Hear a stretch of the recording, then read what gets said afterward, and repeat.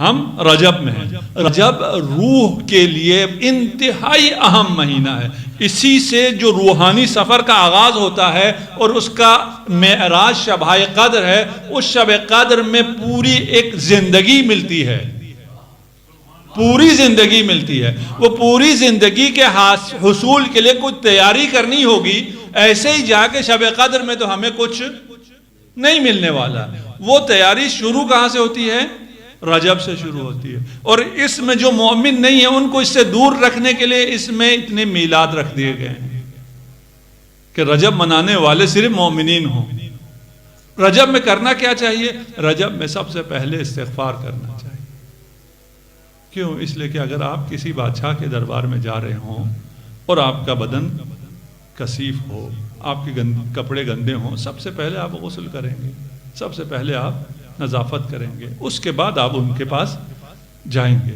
تو ہم نے گزشتہ شوال سے لے کر ابھی تک جو بھی گناہ ہم سے ہو گئے ہیں, ایک دفعہ اس سے اپنے آپ کو پاک کر لیں. اور پاک کرنے کے لیے ایک استغفار, استغفر اللہ ربی واتوب الیہ, جو 100 مرتبہ یہ ذکر کرے, استغفار کرے ماہ رجب میں, اور صدقہ دے, اس کے لیے مغفرت لکھ دی جاتی ہے.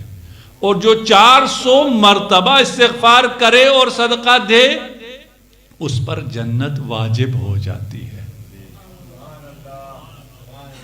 ہمیں دعائیں, اتنی دعائیں بھی ملی ہیں. انشاءاللہ آج ایک دعا جو آپ ہر روز پڑھتے ہیں اس کو مختصر پیش کروں گا اور آپ کی زحمات تمام کروں گا. ہمیں اس رجب میں ایک استغفار ہے. عمرہ کر سکتے ہیں, عمرہ کیجیے. نمازیں ہیں, نمازیں پڑھیے.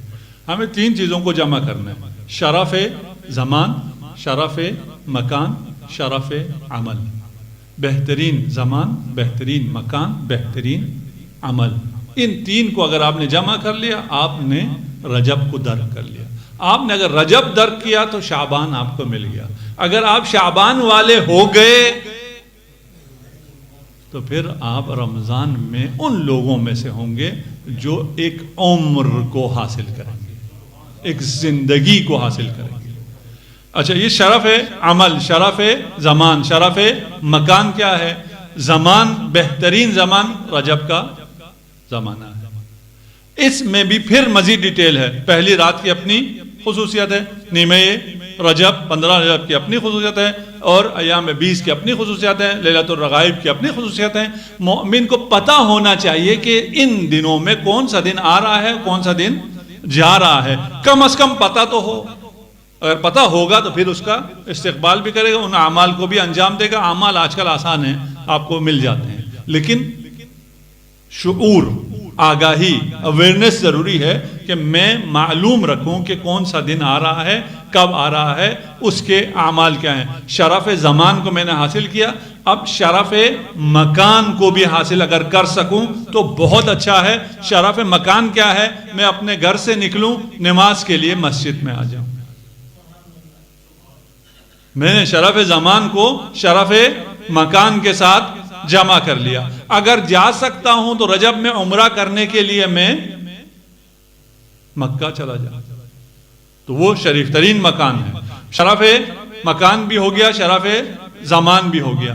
رجب میں اگر ہم اپنی ساری نمازوں کو مسجد میں پڑھ سکیں, کیا فرق ہے؟ مسجد میں نماز پڑھیں تو بھی یہی نماز ہے, گھر میں پڑھیں تو بھی یہی نماز ہے. کیا فرق ہے؟ گھر کی نماز اور مسجد کی نماز میں اتنا ہی فرق ہے کہ گھر آپ کا گھر ہے, یہ خدا کا گھر ہے.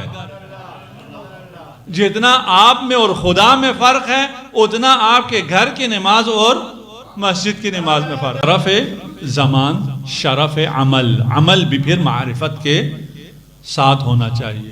عمل بھی ایسا نہ ہو کہ انسان کو عمل کا علم نہ ہو, نماز کی معرفت نہ ہو, اللہ کی معرفت نہ ہو. اس کو بھی ہم حاصل کرنے کی کوشش کریں.